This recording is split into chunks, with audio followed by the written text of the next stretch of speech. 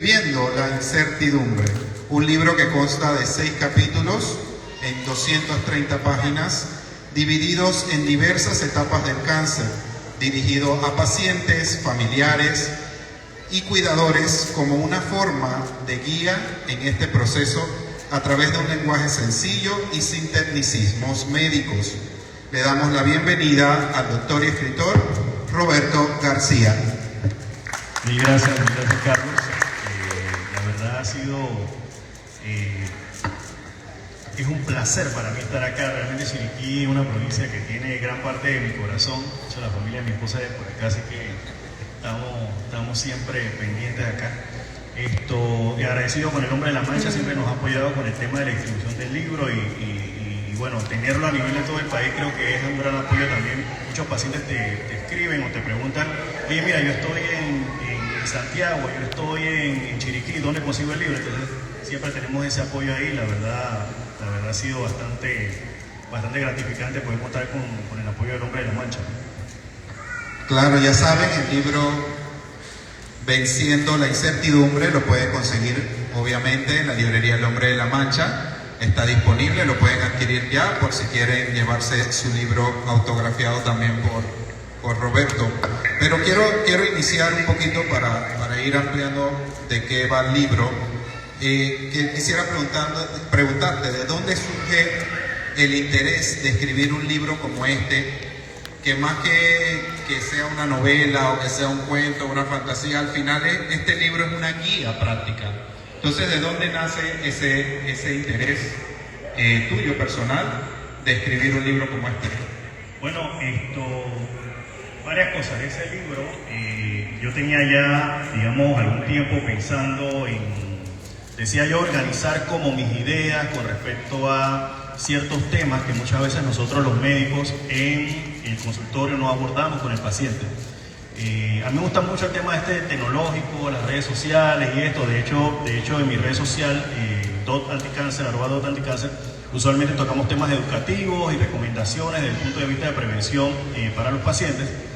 Y ya tenía mucho tiempo estar haciendo en vivos en las redes sociales. Me reunía con especialistas en psicología oncológica, en nutrición, en diferentes áreas de la oncología y de la medicina. Y la idea era como hacer un conversatorio sencillo para poder que esas personas que vieran estos en vivo se relacionaran con esto. Ya te digo, en el caso mío, yo laboro en el Instituto Oncológico Nacional, también tengo una práctica profesional privada y el tiempo no es como mi mayor fuerte. Toca y el tema de estar escribiendo y tenía un pocotón de borradores, pero no tenía algo como concreto. Para el año 2017, sí tuve como una experiencia que me acercó bastante al tema humano de mi profesión. Yo conocí una paciente joven, una muchacha joven. Un colega me dice, oye mira, te va a llamar esta paciente porque le acabamos de detectar un diagnóstico de cáncer de estómago. Y nada, una paciente más, una paciente menos. Usualmente nosotros en la medicina, nuestros profesores siempre nos dicen, oye mira, no, hay que poner una pared, el paciente está allá, tú estás acá, evita involucrarte emocionalmente porque eso obviamente te puede afectar después de tantos pacientes y demás. Y es lo que uno siempre trata de hacer. Esta paciente, me llama, mis primeras palabras para ella fueron, mira, tranquila, yo dentro de todas las posibilidades que tenga te voy a ayudar y yo sé que con la ayuda de Dios yo te voy a sacar adelante. Y me dice la paciente, wow doctor, muchas gracias. Mira, mi nombre es tal, yo soy ingeniera electromecánica, una muchacha muy inteligente.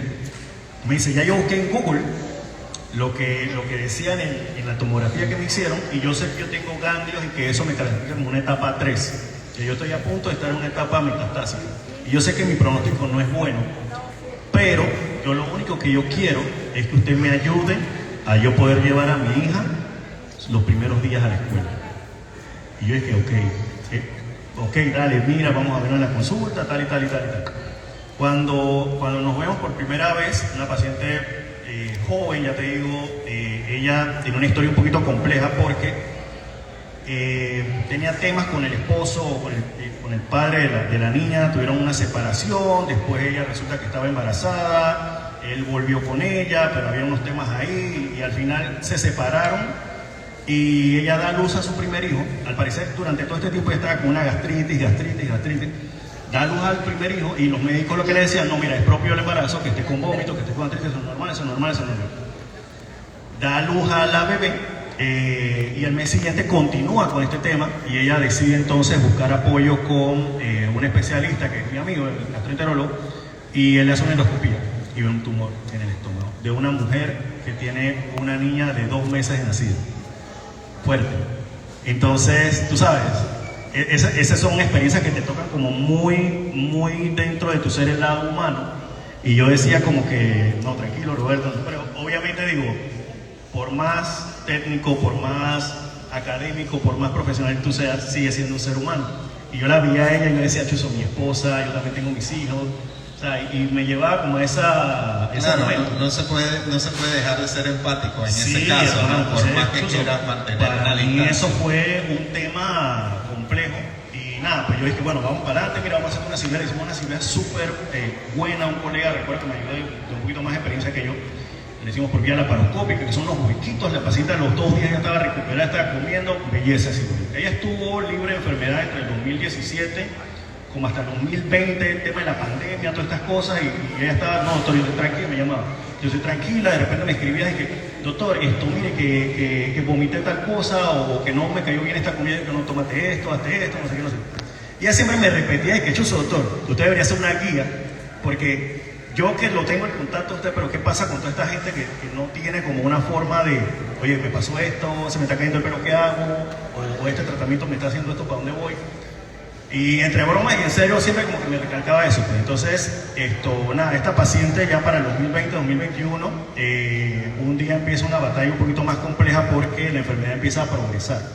Y se le van otros órganos, entre ellos el abdomen y demás.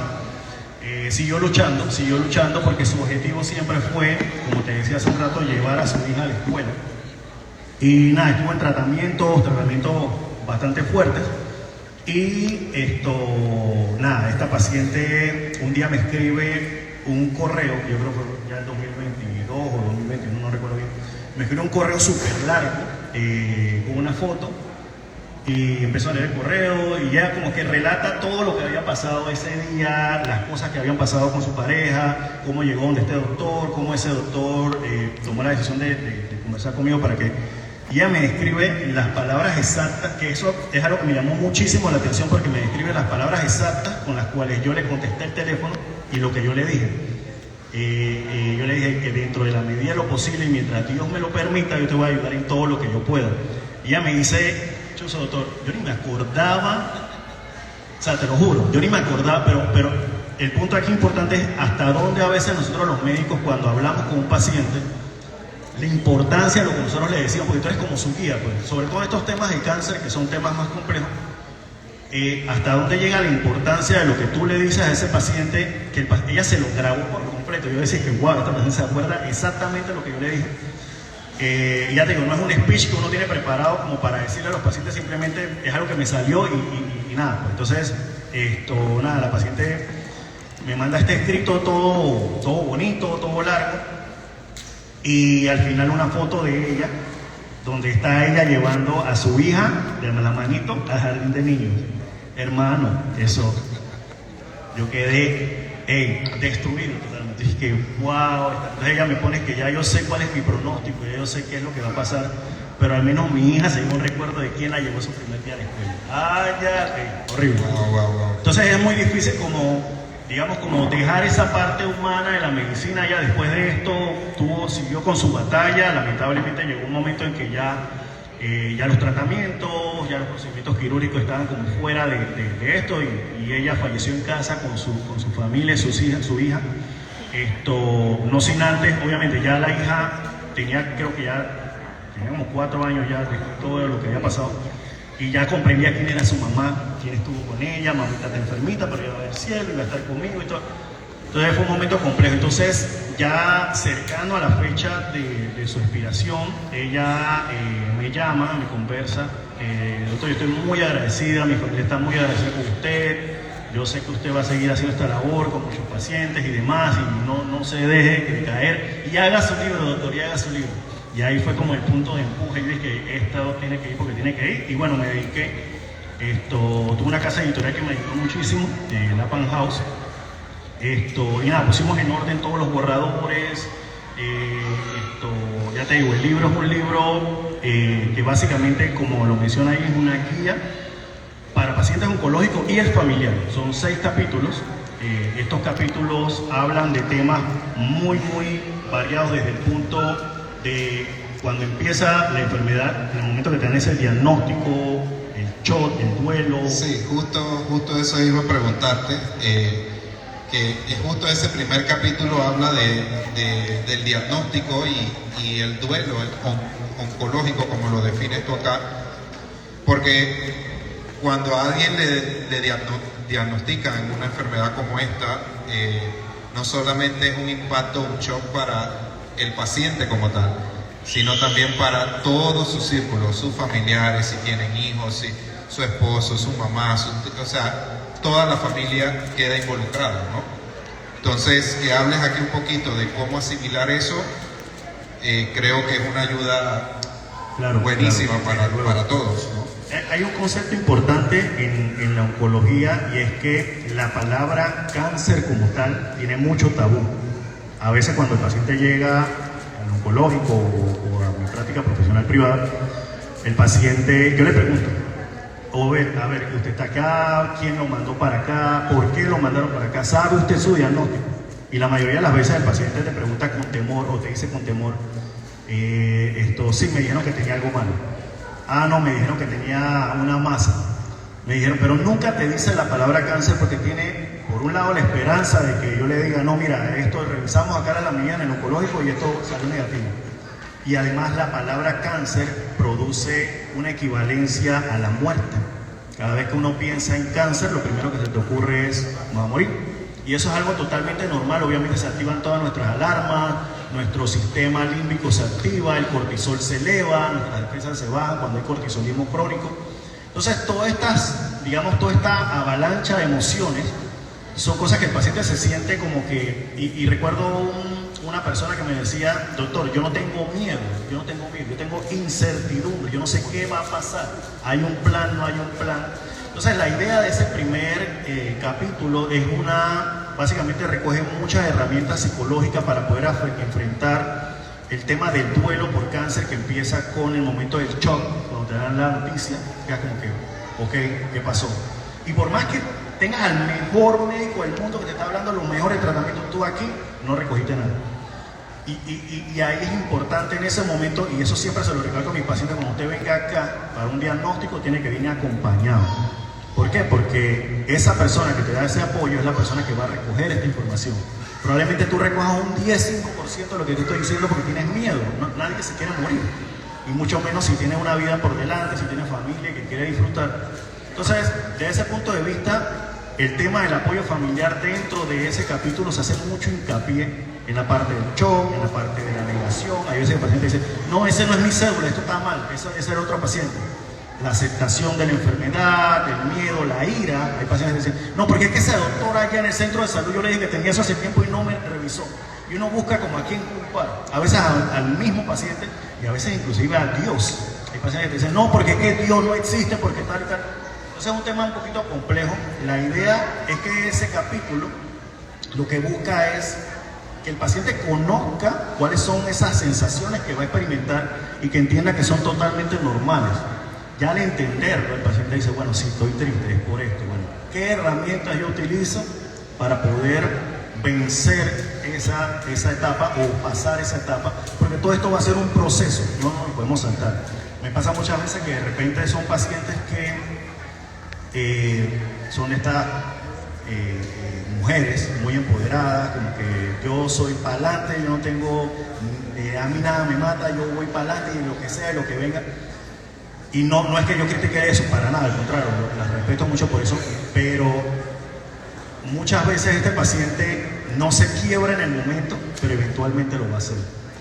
Y ya te digo, he tenido pacientes que de repente terminado el tratamiento y empiezan a llorar y no paran de llorar, y es porque nunca hicieron ese duelo, porque lo reprimían. Entonces la idea de esto es tratar de enseñarle al paciente que es normal ser humano, que es normal tener miedo, que es normal tener rabia, ira, pero tenemos que canalizarla adecuadamente porque nuestro enemigo en este momento es la enfermedad, no es el médico que no hizo el diagnóstico a tiempo, o no es mi hermana porque ella fumaba y yo estaba cerca de ella. He tenido muchas historias en muchos casos y bueno, a mi corta edad, por el volumen que manejamos en el hospital oncológico, obviamente ves muchos pacientes y te haces experto muy rápido. Claro, digo, aparte que todos sabemos la situación del oncológico, que ese es para otro debate, ¿no? Sí, exacto. Pero bueno, interesante esa parte de cómo darle ese diagnóstico a una persona. Y en el libro, que lo tengo aquí, lo estoy hojeando de paso, que está acompañado no solamente de tu experiencia como tal, sino acompañado de algunas gráficas ilustrativas que muestra a la persona que está leyendo el libro todo este proceso, cómo inicia desde una vida normal y baja, como en un valle, hasta la depresión, hasta volver a empoderarse, a asumir todo y vivir una vida normal. Aparte de tener algunos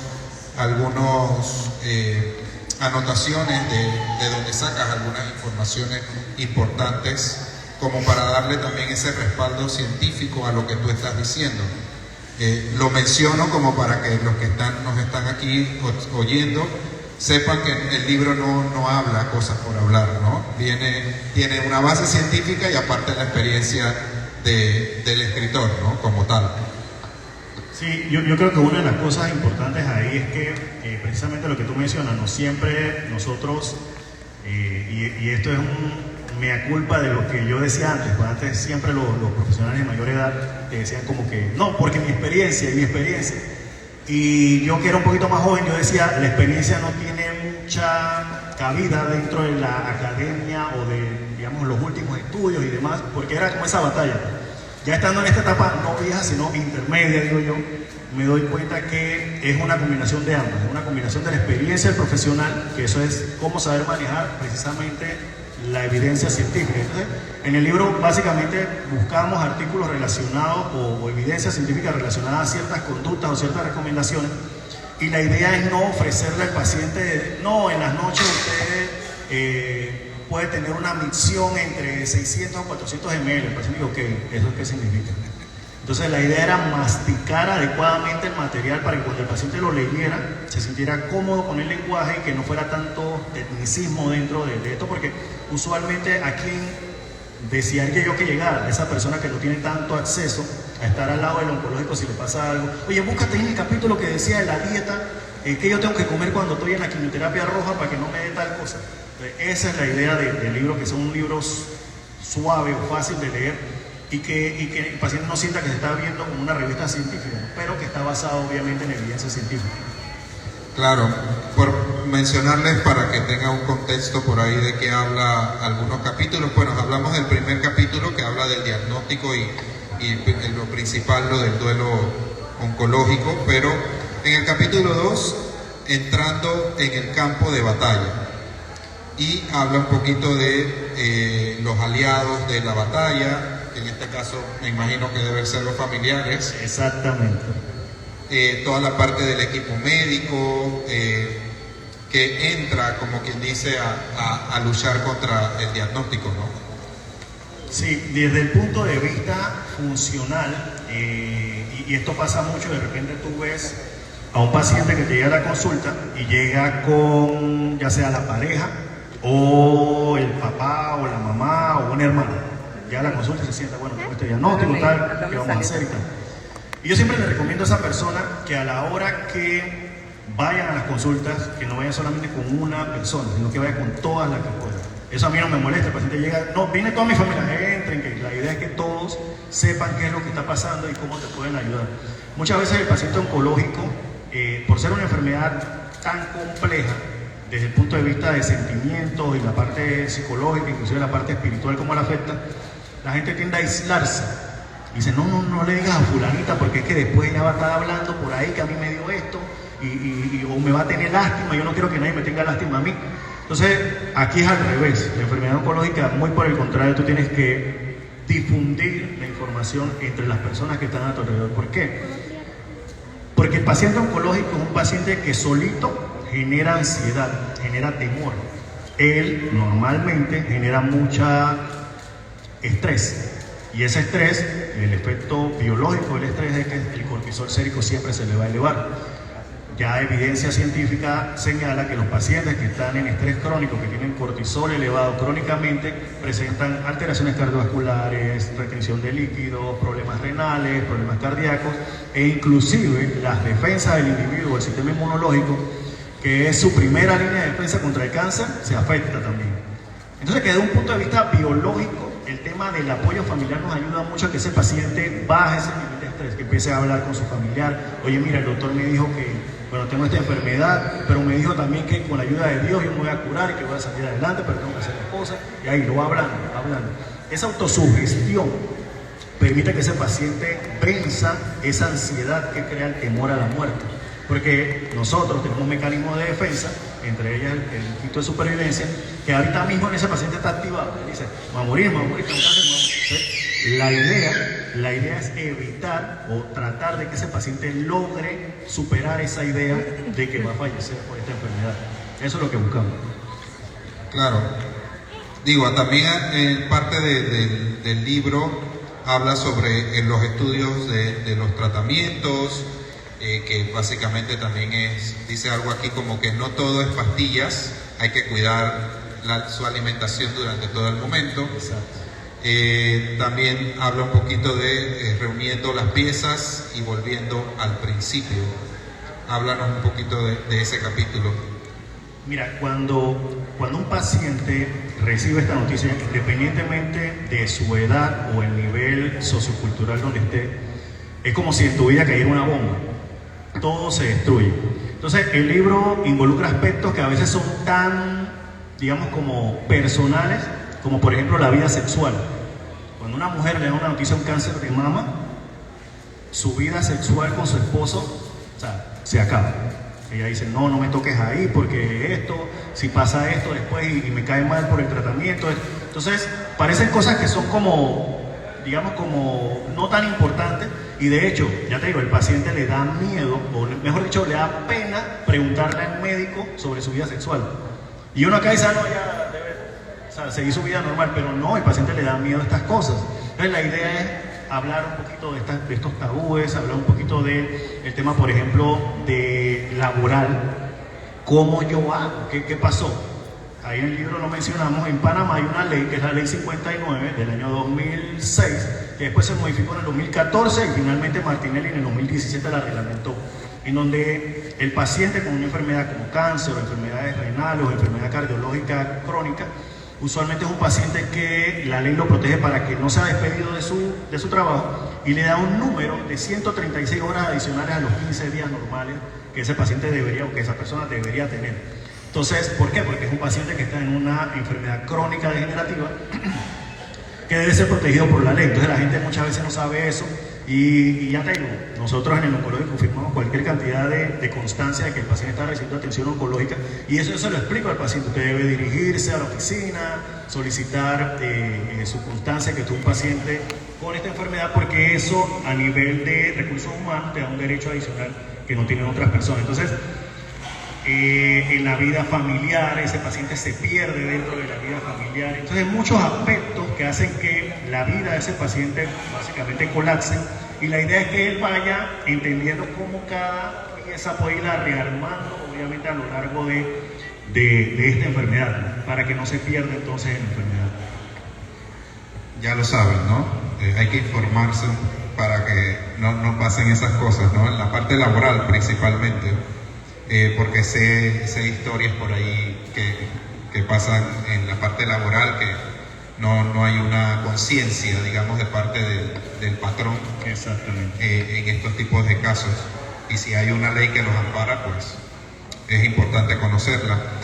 Otro capítulo que me llama mucho la atención por el título que le pones, y es el momento de tocar la campana. Todos creo que han visto en algún momento historias o videos de personas en el oncológico tocar la campana que digamos es como un símbolo de que han vencido la enfermedad.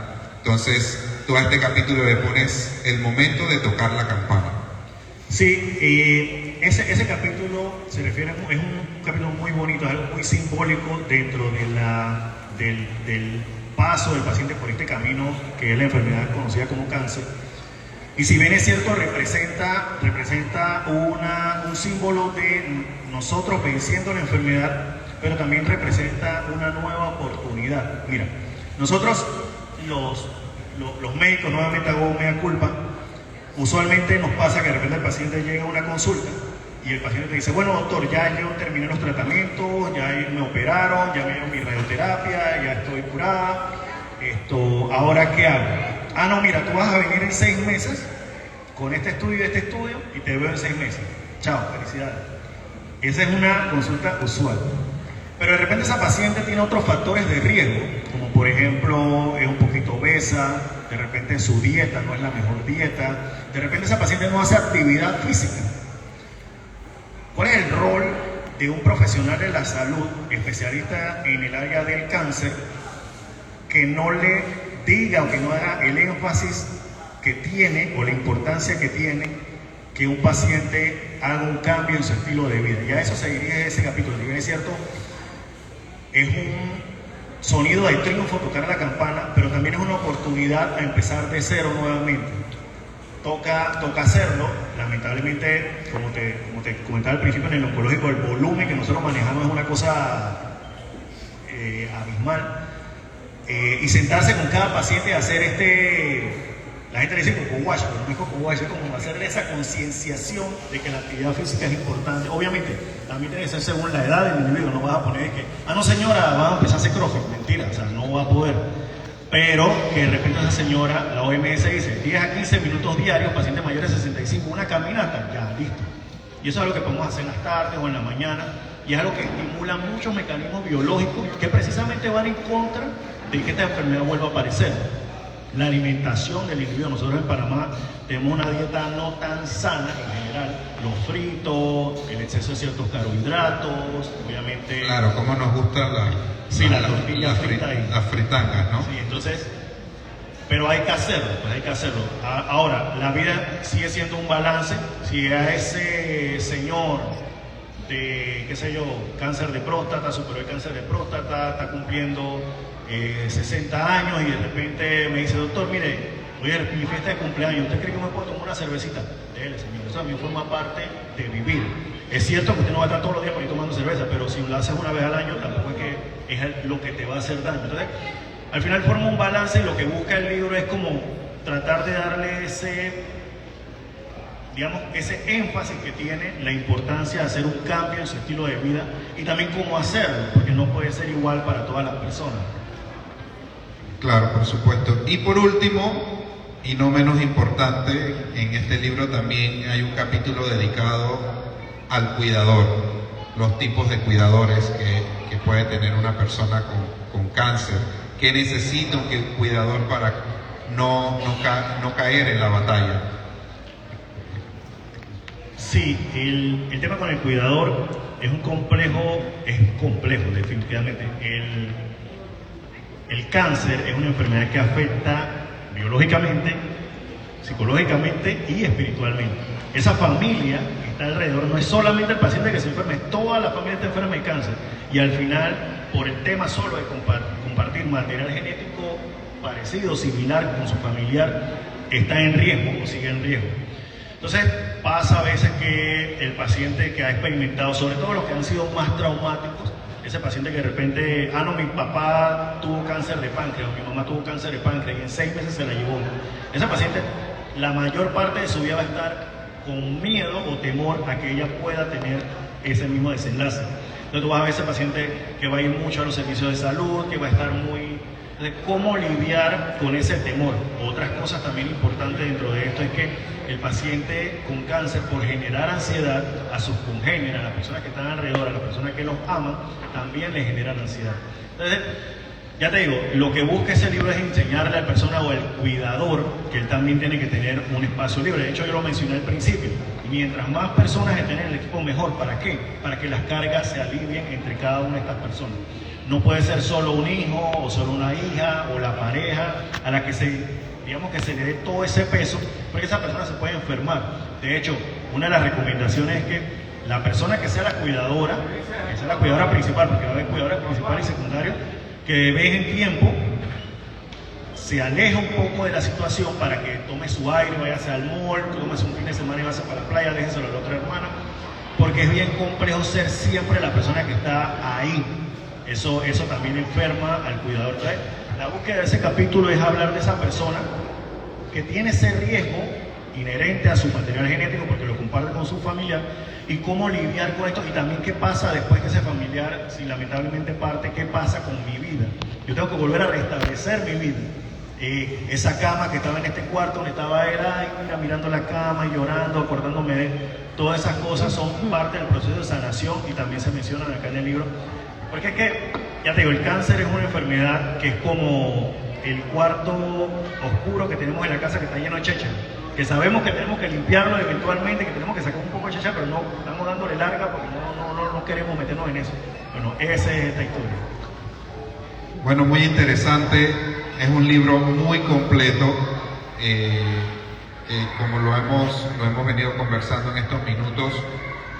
Habla desde el inicio hasta el final y quisiera leer, por lo menos el libro tiene algunas páginas con algunos comentarios que me imagino son pacientes, me corregirá si no es así, pero quiero leer uno que sale aquí. Dice: primero que todo, leer lo que está escribiendo el doctor García me hace recordar cuando recibimos la noticia de que mi madre tenía cáncer. Ese es el momento en el que nace un montón de dudas que puede tener una hija cuando le dan esa noticia. Como familia, nuestra primera reacción es entrar en pánico y se vive prácticamente un duelo. El diagnóstico certero detiene todo esto y te llena de fortaleza para enfrentar esta nueva etapa. Sin duda alguna, un libro será de mucha ayuda para todos aquellos que hemos lidiado con esta enfermedad y para todos los que comienzan esta travesía. Gracias por sacar tiempo para escribir algo así para todos sus pacientes y sus familiares. Sin duda, usted es un superhéroe que Dios mandó a la tierra para ayudar a muchas personas. Ana Collantes. Es uno de los testimonios que está aquí en el libro. Hay otros más, son varios, así que no lo voy a leer todos, para que compren el libro y también lean estos testimonios. Anita es una historia bien llamativa, te la voy a compartir rapidito. Ana Collantes no es familia realmente, ella es como, entre comillas, la cuidadora de una señora que se llama Eleodora Arcos. Eleodora Arcos es una señora extranjera, ella vino del Perú acá a Panamá hace muchísimos años. Y ella en Panamá empieza a trabajar en una panadería como ayudante hacia los años 70. Aprendió la repostería de panaderos en ese tiempo y ella empieza a hacer un emprendimiento en ese entonces que le llaman dulces de Dora.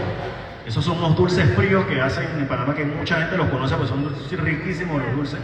Y esta señora lleva su empresa solita y con el paso del tiempo se hace como muy famosa sus dulces y bueno, genera una capacidad económica buena a partir de su emprendimiento, pero ella nunca tuvo familia, no tuvo hijos, no tuvo nada, siempre estuvo sola aquí en Panamá.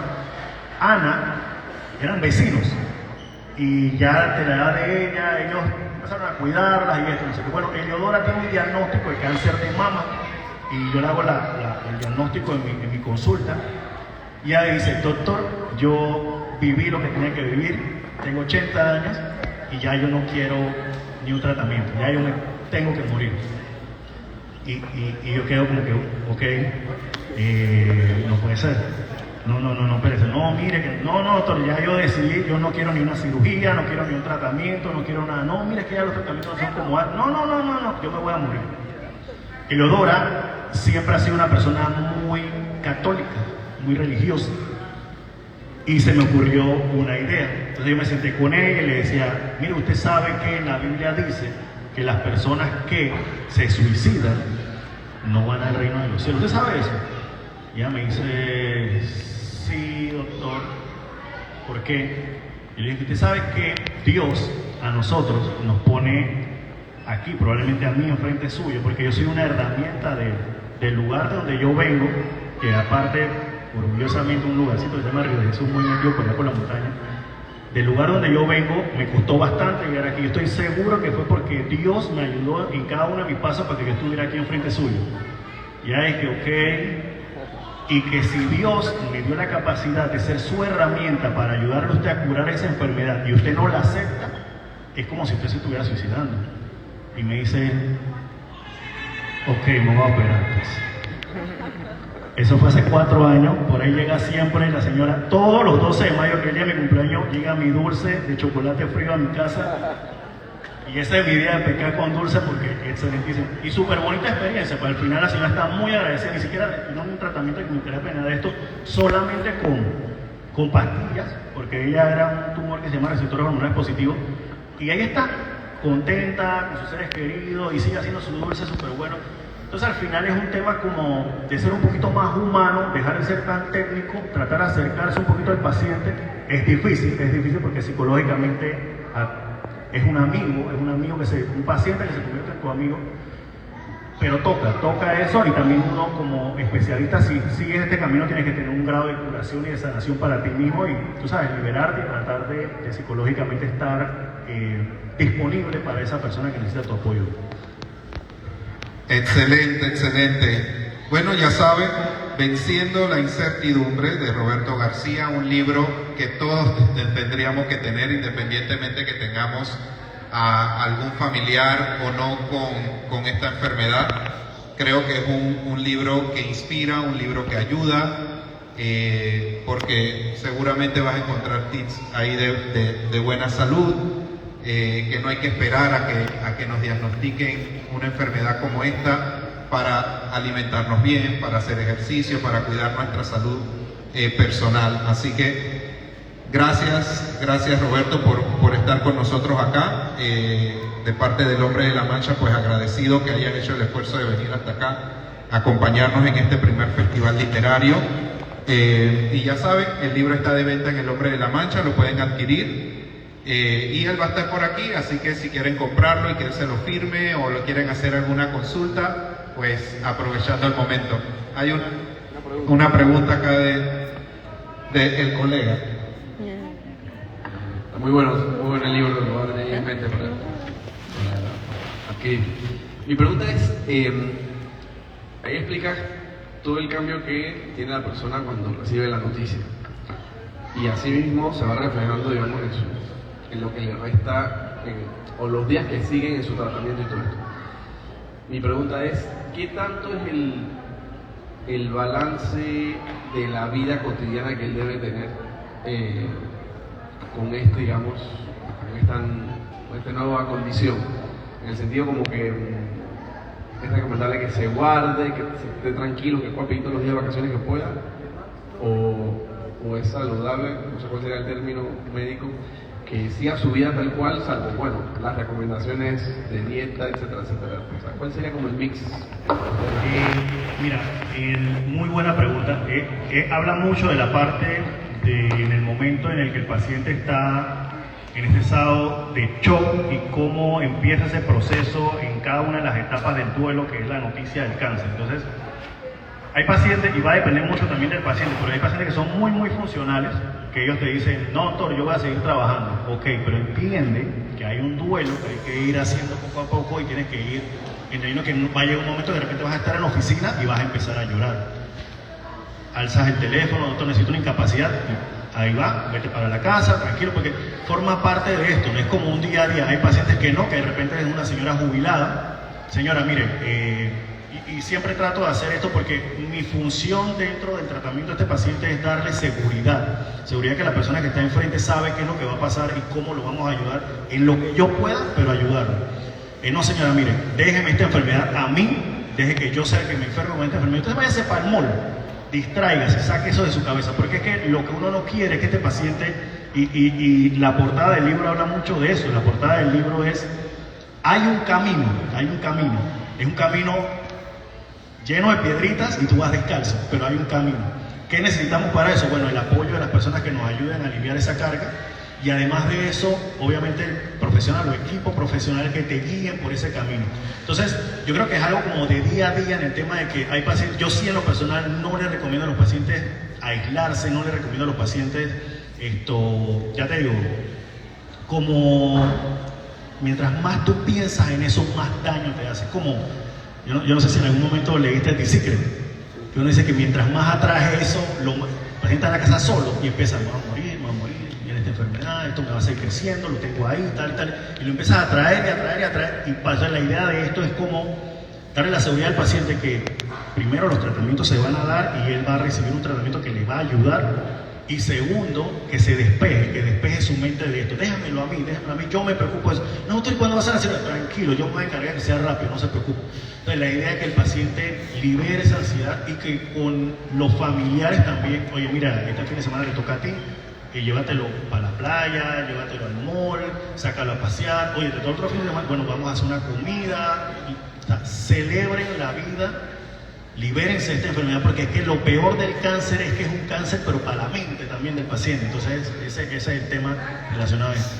Te recomendaría como que pueda mantener su vida lo más... Mientras más funcional mejor. Mientras más funcional mejor. Ya te digo, van a haber pacientes que de repente no quiero ir al trabajo, me siento mal. Tranquila, quita tu tranquilo. Y ahí llega una parte importante porque este libro tampoco es que es de que la panacea, es bueno, obviamente orienta, pero realmente hay pacientes que van a necesitar un apoyo de un psicólogo, oncólogo. Eso definitivamente, hay pacientes que van a necesitar apoyo de un psiquiatra especializado en oncología que le dé algún medicamento para que pueda dormir porque simple y sencillamente no puede lidiar con el trastorno de ansiedad que produce esto, porque esto produce trastorno de ansiedad. Claro, al final cada paciente es diferente y cada persona lo toma de una manera distinta. Bueno, aquí está la guía práctica para los cuidadores y pacientes con cáncer, Venciendo la incertidumbre, de Roberto García. Quiero finalizar pues con un fuerte aplauso para él, de todos los que estamos acá. Mil gracias al hombre de la mancha, siempre haya apoyado. Siempre aquí las puertas abiertas y creo que de este libro podemos hacer muchas cosas más para llevarlo más hacia arriba de lo que ya está, porque la verdad que es un libro que puede ayudar a muchas personas. Así que ya saben, se lo recomendamos, pueden adquirirlo aquí en El Hombre de la Mancha. Así que muchas gracias, Roberto, por estar con nosotros y los invitamos a que se queden aquí en el área.